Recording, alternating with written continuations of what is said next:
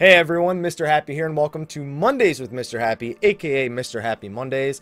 I'm feeling a little bit run down. I haven't been sleeping a lot in anticipation for patch 2.51. Guess I'm just trying to throw my own schedule off so I can be up at 4 in the morning. So I'm recording this the night before. I've been doing that the last couple of weeks. I actually really like it. It either lets me sleep in a little bit late Monday if I've been up late over the weekends, or it just, I can get more work done Monday morning, which is usually like a crunch time for me when it comes to doing videos, because I usually have to do my Monday video then.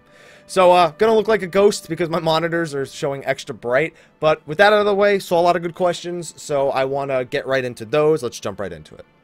Alright, so the first question, actually it's two questions from the same person. First one's, hey Mrhappy, question for week 28. If you're comfortable with it, what is your first name? My first name is Michael, no problem saying that. And also, who is Mel? Mel is my better half, basically.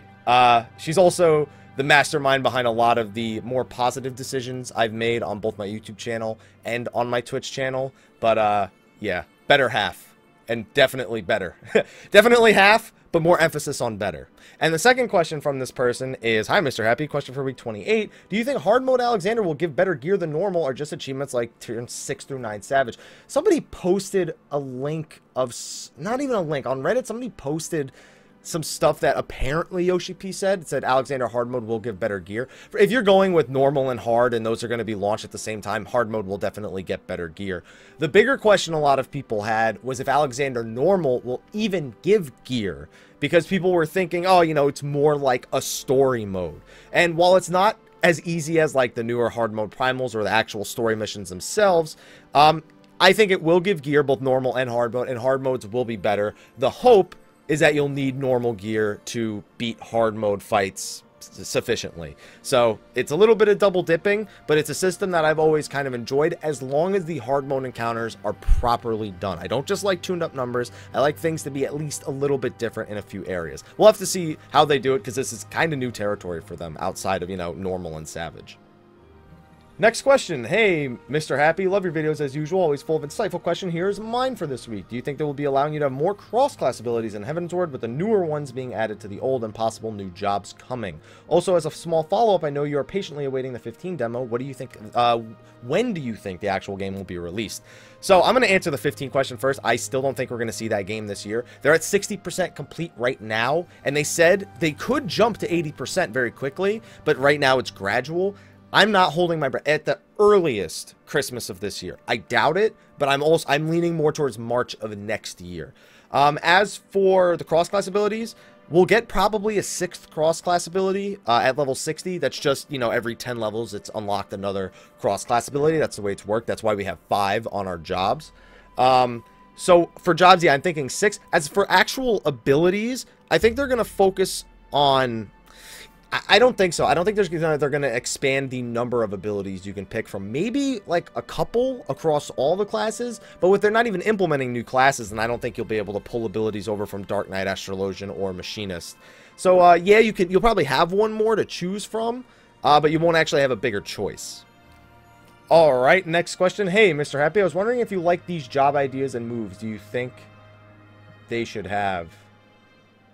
The jobs are Reapers, a scythe-wielding class, and Mimics, a copy.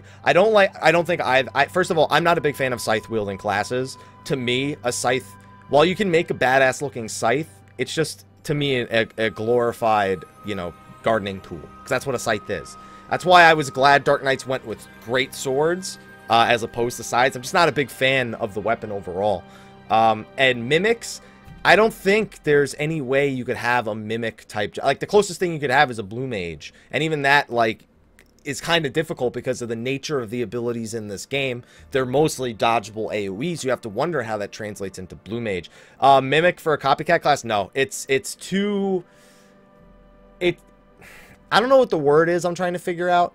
It's like, what do you mimic? Because then you have to decide, am I a tank, a DPS, or a healer? If I'm a mimic and I'm copying abilities... do I have the ability to copy any role? But then why not just have, if I could copy any role that I want, class stacking is not really that great in this game. Like, there's so many things that I could think of why it wouldn't work. I can't imagine any way that it could work. Those kind of jobs really work better in old school RPGs when there's only a handful of abilities to pick between, and there's usually the sacrifice of not being able to use other attacks. I'm having a hard time finding words. I'm not a big fan of a scythe wielding class. Something called a Reaper I have nothing against. Just, you know, a scythe wielding class and a copycat class. I just don't think a copycat class will work in 14. Or MMOs, really, newer MMOs in general. Next question, Happy, just an opinion question. I don't mind those. What do you think about all the casinos popping up on Gilgamesh and probably other servers? You're right. I even noticed one from D&T, your free company. I love hanging in Mordona, but it feels like RMT's when 2.0 launched. I could block them then, but then I've always been adamant to not blacklist real players for such pity reasons. Blacklisting players for spam is something that's totally normal. I really don't have anything against it. I played Final Fantasy XI. Casinos were a very, very normal thing. And the ones on Gilgamesh have been kind of pulling back in terms of how much they spam. It's usually closer to like 10-15 minutes. So it's nothing new to me. You know, I guess I'm kind of immune to it. So my answer is it's an invalid answer or almost like a void answer or something like that. And yeah, I know the person who runs the one from D&T. And he always jokes around about when he loses money because we're like, you're going to go out of business. And that never happens because he just makes so much money out of it. So I'm kind of immune to the whole casino thing. Doesn't really bother me. And I don't hang out in Mordona, so I don't really have a good answer for this one. But if you don't like the spam, blacklist them, you know? That's the best you can really do. If you ever find out that you can't join like a party finder group because one of the casino people is in them, then you kind of identify that and unblacklist them. If you blacklist so few players, especially for those reasons, you should be able to just throw a few extra people on and figure it out if it ever gets in your way. Next question for week 28. I'm primarily a PS3 player, but I'm thinking of getting the PC version instead due to slow load times. You could also get an SSD, a solid state drive, but I would recommend the switch to PC or PlayStation 4 if you can. Do you have any advice on making the transition?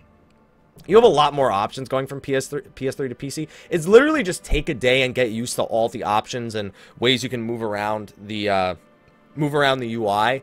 Another big one is you have to really decide, do I want to stick with the controller or do I want to try out mouse and keyboard? I recommend trying the mouse and keyboard. If it ends up not working, and give it a real try. Don't just do it for like 5-10 minutes and be like, I don't like it, I'm going back to the controller. Like, give it a real shot.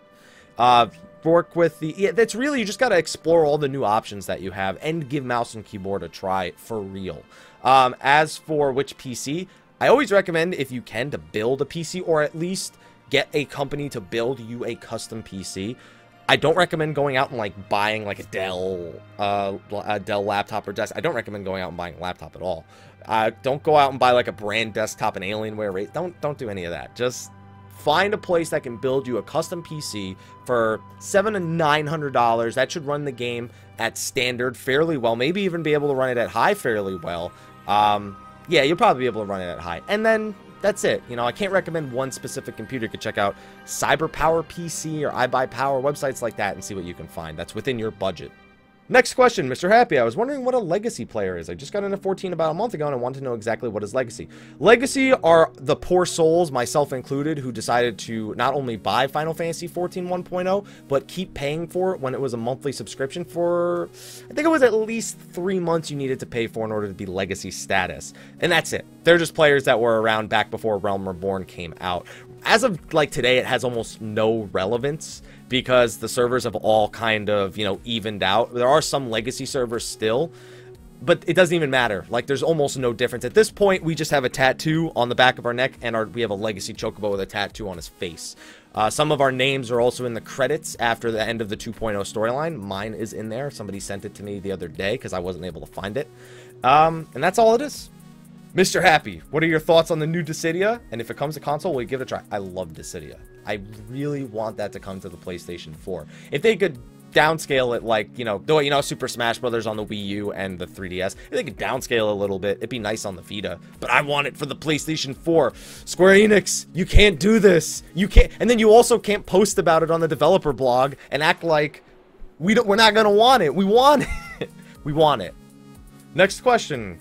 Hey, Mr. Happy, don't know why I paused there for a second. What do you think of Paladins currently in 14? Do you feel like there should be anything more added to them, like more white mage abilities, like older Final Fantasy games, perhaps Holy or a decent Cure Spell? What are your thoughts or opinions? So I made a video a while back, abilities I'd like to see in Heavensward, and Paladin was kind of one that I really wanted to see them not necessarily go a different direction, but like you said, play on their more, you know, their conjurer subclass a little bit more. They're supposed to be, you know, holy knights. That's their big thing. And in previous Final Fantasy games, a paladin has had access to, you know, curative magics, some other light magics, you know, some other weaker white magic spells. And it's kind of just Stone Skin is the only one that really matters nowadays as a paladin in terms of the ones you'll take cross class. Some people take Cure because they just have nothing better to do.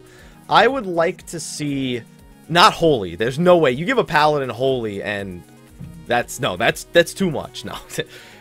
But a better cure spell, something maybe that's not necessarily magic, but it still fits the theme. I'd also like to see them get a real DPS rotation and not just the 1-2-3, 1-2-3. Oh, I need MP, Riot Blade instead, you know. I'd like to see a little bit more diversity there. I don't think they're going to be able to accomplish that necessarily with the amount of abilities I think they'll add. Hopefully, they can do some fun things with it, but it's supposed to kind of be that simple to play, you know, really mitigation-heavy tank, and I think it's going to stay that way, and I think that it's going to continue to develop in that direction, as opposed to the more, oh, I'm a knight with white magic kind of deal.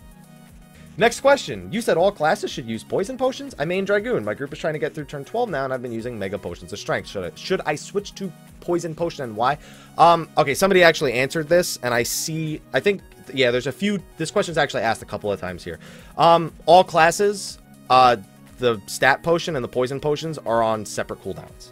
So I think poison potions might share cooldowns with ethers, which healers, you know, may have to choose between, especially white mages if they want to use ethers or if they want to use poison potions. But yeah, if you want to, you know, squeeze out that extra little bit of damage, pretty much everyone in your party has to be using a poison potion. They are great for progression, and also if you're just trying to push your kill speed, you know, get it a little bit quicker, it helps shave, you know, a couple seconds off. So if you can afford them, if your group is still progressing, they are a great thing. And I'm never going to tell you not to do more damage, because that's basically what you're doing by bringing poison potions. Next question. Hi, Mr. Happy. Question for week 28. Do you think it'd be cool if Dark Knight had Int Vit as their main stat instead of Strength Vit, and secondary stats like Spell Speed and Skill Speed increasing this? No. Alright, so I'm going to give you a few reasons. One, Int and Vit is, you know, basically the swap values of a black mage. They have higher Int than Vit. This would be higher Vit than Int. The way, if you can find the footage somewhere, you can see the way that they look like they operate. They are melee first. You know, they're melee first, not really a caster. They use the powers of darkness, but it's not really been said that they're going to use black magic. You know, those are two different things. So I don't like the idea of Int and Vit. That also means, unless they have like a conversion ability that converts strength to Int, that they would need a different tank set altogether, which I sincerely doubt would happen. I just don't think that it's going to warrant Int. And also, Dark Knights have never been that good. Magic's always been like a secondary thing for them. Strength has always made more sense than intelligence on a Dark Knight.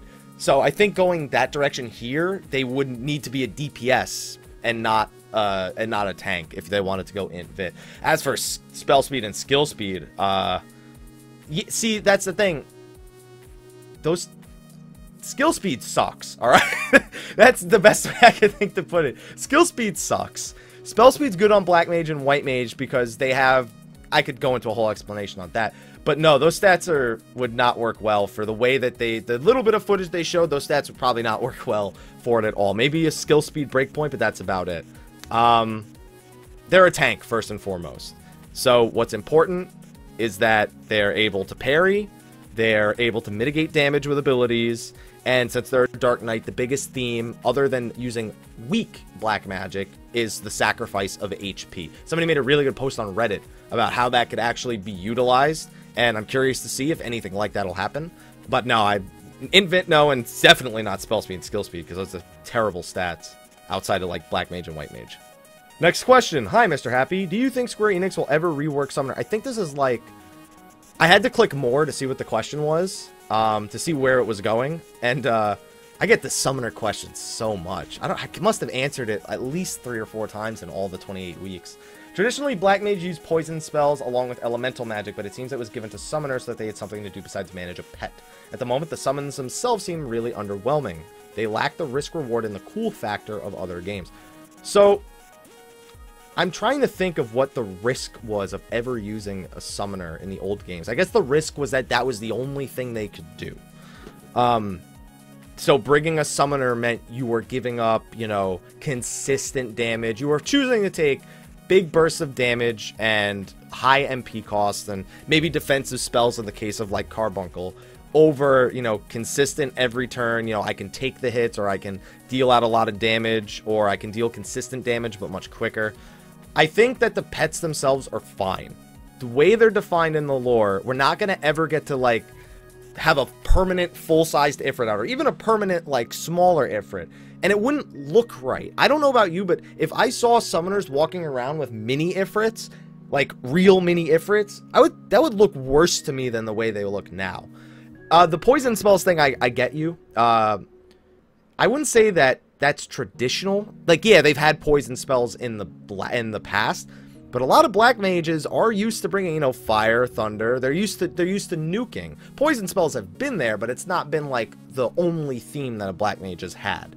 It seems it was given the summoners. Yeah, they don't, you know, technically they don't have poison effects. They have afflictions, which are a little bit different in a kind of ass-backwards way. But summoners, I don't think they'll ever get reworked to the point where they are like in 11. A lot of people who play Final Fantasy 11 want them to be more like they were in Final Fantasy 11. And I am very, very against that, because Final Fantasy 11 summoners were basically hit you with one ability, go AFK for a minute, and then do it again. I don't want that to happen, and they could totally make a pet-related job that is more engaging without doing that. I'm just curious as to ease of play versus... If it's that easy to play, then it's probably going to be really weak, and summoners aren't doing so great right now. I just think they've already set a path for the summoner. This is Final Fantasy XIV's iteration of the summoner, and it needs to be embraced. It just needs to be enhanced from what it is now. I don't think it needs to be reworked. They just need to see, we need to see how their new abilities operate, because summoners used to be the best. It's just that now in these fights they are not doing the best. I just want to see how they enhance it going into Heavensward. Next question. Well, my question is, do you think Final Fantasy XIV or Final Fantasy: A Realm Reborn will ever be free to play?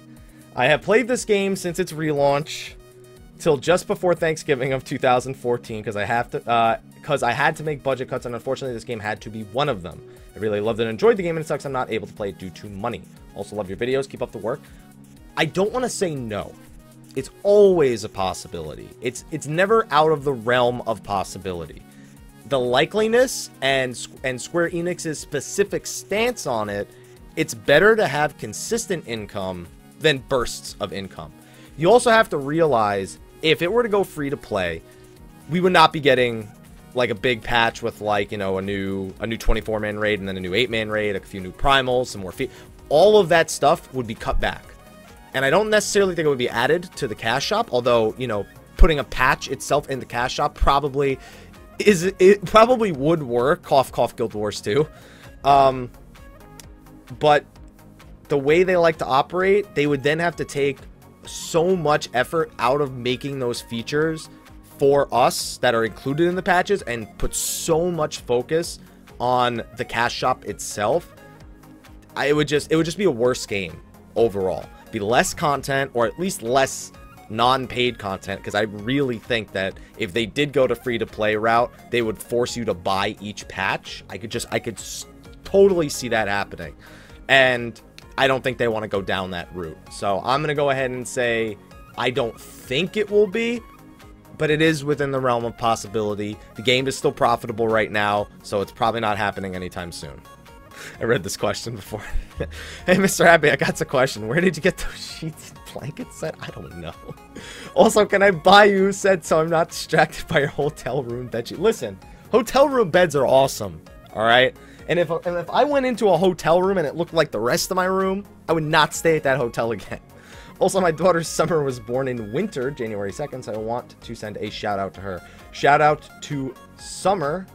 Hopefully, all you have to say is Summer born in winter. There. Next question. Hi there, Mr. Happy. Got some questions for week 28 with triple triad. It was called Twipple Triad. Around the corner, are you able to challenge another person? Yes. If so, will you be able to take any of their cards when you win? No. Or are we going to be awarded gold saucer points? No, but you can trade in if you have multiples of the same card. You can trade them in for gold saucer points. Think we'll see any other Final Fantasy characters? Yes, we will be seeing characters from Dissidia Final Fantasy. That's been confirmed. I made a whole big video about this. If you can check out the rest of my channel, it's a breakdown of everything we know so far about Triple Triad. So I'd highly recommend checking that video out. Next question. Hello, Mr. Happy. Question for week 28. I was wondering what your thoughts are on the new healer class. Also, why does it seem like it has the one with the least amount of info out on it? There's really no info out on any of them. We've seen like a 15-second clip of footage for every job. We've had that one slide where it's like what weapon they use, what their theme is, what their special where their special abilities kind of lie, and what role they are. We've seen nothing else of them other than all three jobs other than that. Astrologian is just the most confusing because we see a Dark Knight. We know it's a tank. You know, we know what tanks are supposed to do. And there's like a few things we need to fill in, but for the most part, we know what to expect. Machinist, range DPS. You know, they can lay down turrets. The one big thing we don't know about that is what the turrets will actually do. If they'll provide buffs, or if they'll supplement damage, or if you'll be able to control them like a summoner pet. And then Astrologian, it's like we know they have a divining deck, and we know that they use the power of the stars to heal. We don't know what the divining deck does. We don't know specifically how it's different from Scholar and White Mage. A lot of people wonder, you know, how Machinist is going to fit in. A lot of people wonder how Dark Knight's going to fit in with, you know, now having 3 tanks in a game that only has 2 tank spots. And then people are a lot more curious how Astrologian's going to fit in with Scholar and White Mage, because those two just go together so perfectly right now. I think White Mage will be ground in every single raid group you'll want a White Mage. I think at that point it'll be a decision between Scholar and Astrologian. Maybe I'll be wrong, that's just my guess, but that's all I can really formulate thoughts about Astrologian, because like you said, we don't know anything. Maybe we'll see a little bit more at the Heavensward panel at PAX East. At least I'm hoping we do, to be honest. Alright, I'm starting to feel a little bit more run down. I've been trying to keep my energy levels up for this recording. So I'm going to do a few more questions. Few could mean anything, really, with me, between 3 and 5. So I'm going to try and grab a few questions from previous weeks. I see a lot from week 26, so let's go through those. Question from week 26. Hey, Happy. Sort of quick but complicated question. How badly is my stat going to hinder itself by having a group composition without a caster? Okay, so you wrote a bunch of things about the situation and, you know, how, you know, why you'd have a composition without a caster, why you may end up with that. Your biggest weakness is if there's ever a point where the caster limit break is the best option, you do not have that option. It's also good to have a mix of magic and physical damage on the chance that there's a fight that requires a mix of physical and magic damage. A good example would be turn 11, where you have the one that takes reduced damage to physical and the one that takes reduced damage to magical. You're putting yourself in a dangerous position. It also, yeah, those are really the two biggest things. Also, it means you're missing out on the more job-specific utilities. You know, a Pocket to Stasis is great for mitigating magic damage on either a weakened target or a tank that's taking a big hit. You know, you have Mana Wall and Mana Ward, which are personal survival skills that are great. You have, you know, if it's ever useful, you have sleeps, you have movement slows, you have, I'm trying to think of more of them. The movement slows are a big one, like back in turn 5. And then with Summoner, you're missing out on the battle raise, because, you know, they totally have MP to do that. You're missing out on an extra virus in case you needed an extra eye for an eye. There's a lot of things you lose out on. I would not recommend going without any casters. You want one caster in your group, really. 2 is fine to have, but at least one caster and one melee, and then you can kind of work around there from there. Next question that says that's from week 26. With the expansion coming in 14, what do you think about more stats? See, that's the thing. I can see your, you know, luck-based stat with, you know, a proc, you know, override the proc luck, get proc system, but I have terrible luck with getting procs. Yo, every time you get a Thundercloud proc, it's like your heart drops. You're like, oh, it actually exists. And then you get 2. Oh, oh, three fire starters. Oh, I got none. Never mind. So, I actually do want more stats. I'm a proponent of that. So, I don't know about the luck stat in particular. I think it could work, but then you have to worry about itemization. Like if Monk and Dragoon share gear, they have no procs. So if they have something, so you gotta wonder if there would be luck on that gear. Ninja, same deal. Like that would affect Bard, Paladin, because shield swipe, Black Mage, and as of what we have right now, I think that's it, unless I'm missing something. Yeah, I'm going to go with those. So, yeah, the luck stat specifically, I don't know, but I want more stats. And I want more interesting stats like luck. Just don't know if I'm particularly interested in the luck stat. Next question. This one's from last week. Second attempt. They let me know. Hey, Mr. Happy, I like your videos. Thank you. Did you see the recent story about the guy who was swatted while live streaming his RuneScape play on Twitch?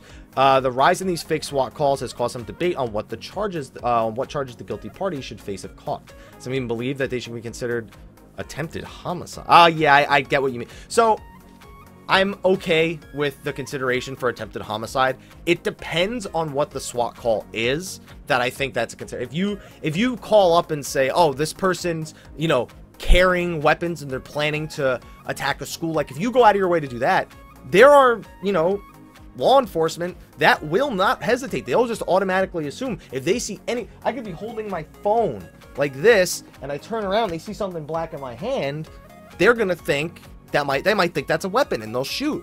That is attempted homicide is a very realistic thing, and has happened in the past. So I think the charges should be very serious. It is a very serious thing to, first of all, call 911 and, you know, lie. It's a bigger thing to you know, force a SWAT invasion, and it would be even bigger if it went that far. So I think that the charges should be very, very, you know, very, very harsh. It's something that's been happening for a long time, but the SWAT thing specifically, police being called to the house is one thing, but, you know, the calling for, you know, saying the person's dangerous, that should be taken very, very seriously. I think that the attempted homicide thing is a total possibility. Well, I can't miss this question. Do you think they will ever make a 24-man primal? And the reason why I say that is because I know the person. No. Well, technically, they could. If they decide to include a primal in the new large raid, but I would like to see a 24-man primal. I just don't expect it to be on the difficulty of like an extreme primal, you know. So yeah, I think they could do it. I very well think they could do it. Anima, make Anima a 24-man primal. All right, next question. Hey Haps, how's it going? Got 2 questions for you from week 26. Apologies if they're a bit long. First, do you think Coil will get a level sync come expansion since we're getting to 60, or is this type of content meant to be steamrolled? I think it's going to be steamrolled. You know, the idea is that if you put the item level or even a level sync on it, you're preserving its difficulty.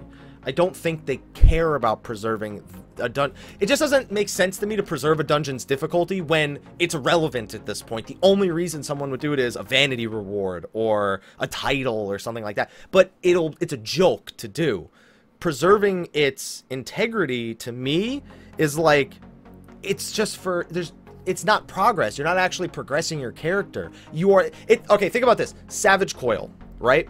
Savage Coil was literally just for a challenge, and it did not go over well. I like the idea because I love a good challenge, but a lot of people just weren't motivated because a title wasn't good enough motivation, or, you know, the lack of more gear, there was no motivation for them. I feel like that level syncing Coil would fall into the same category. Like, sure, it's great. You went back, you beat it with the level sync and the item level sync, whatever. But it's not helping progress your character. The rewards are not there. If you want to see the story, you could just as well have the story without the level syncs and the item level syncs. People are going to be more focused on actually making their character stronger by, you know, hitting 51, going to 60, you know, completing the story, beating primals, getting gear, farming tombstones, whatever it is.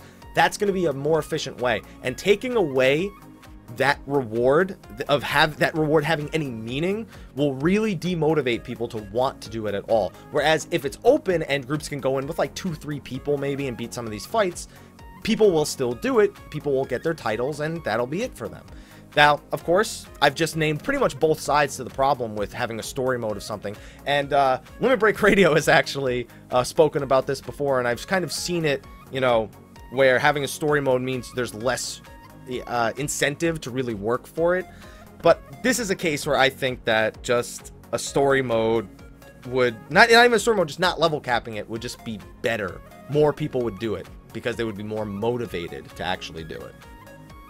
Oh, yeah, that's right. And there's a second question. Yoshi P mentioned that there would be a normal mode and a hard mode for Alexander 3.0. It was said that we could think of normal mode as Coil with Echo. It's fine and dandy, but there are still groups that can't get past turn 5 even with Echo and overgearing the hell out of it due to poor coordination, player skill, etc., etc. The point I'm trying to get is that each tier of the raid so far has had its last turn to be the hardest.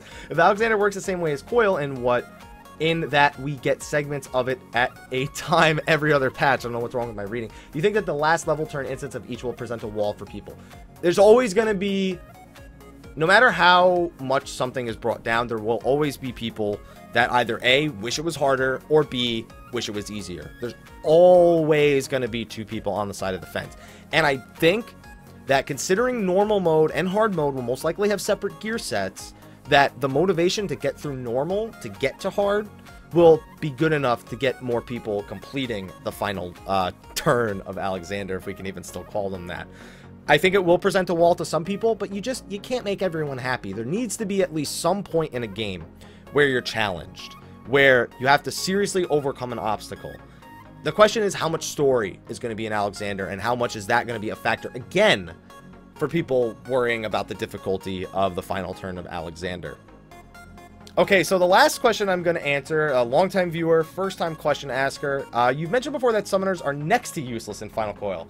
This worries me slightly, as I've just joined a turn 9 plus progression static with my free company friends who have asked me to use my summoner rather than my bard. So basically my question is, what is about the Final Coil that's hard on summoners? Is it doable as a summoner, or is it just not worth taking a summoner? So a good summoner will be a good summoner, no matter what. We've had a summoner in our static for a very long time, so I can tell you, that's how we cleared Final Coil for the first time, was with, we didn't have a monk and we didn't have a black mage, we had a summoner and a dragoon. So it's not that they're next to useless. It's if you die, you become next to useless without a ballad, and even with just constant energy drains. It is really hard on your MP pool. Final Coil fights last so long with so little downtime where you're not attacking targets and using resources that summoners have a difficult time keeping up. There's also ad phases in all of the fights that cause you to go through your MP pool pretty quick, and there's no break between the boss and these ads spawning. You're pretty much just going right into using your MP pool. That is just the biggest thing. You have to really get to learn how to use your MP pool as a summoner in Final Coil. You're probably not going to be able to go full ham sandwich like you're used to doing in everything else. You just got to learn when you need to start using energy drains. You got to really make sure you're making use of things like contagion and poison potions to help push the fight faster. Make sure you know when you're using Bane, when you need to use Bane, so you don't need to waste the extra MP. Look for all these little opportunities. It's doable. It's not the end of the world if you have a summoner. You just need to learn to use it in a different way than you might be used to using it in previous pieces of content. But that's going to be it for this week. Did a much longer episode this week because somebody pointed out my episodes were getting shorter and shorter. I had a lot of questions I wanted to answer, and there's still more questions I want to answer. But like I said, I'm starting to feel run down a little bit, so I'm going to get going for the day. So thank you for watching this video. Be sure to ask your questions for next week. As of next week, we will have had a week in the Gold Saucer, everyone. Which reminds me, I will be streaming at 4 a.m. Tuesday morning Eastern Standard Time. And we're going to be looking at Triple Triad, Chocobo Racing, the new Zodiac questline, and whatever else ends up being in the patch notes if there's something important for us to check out. Probably nothing major. But anyway, thank you for watching. I'll see you guys on Tuesday. And until then, take care.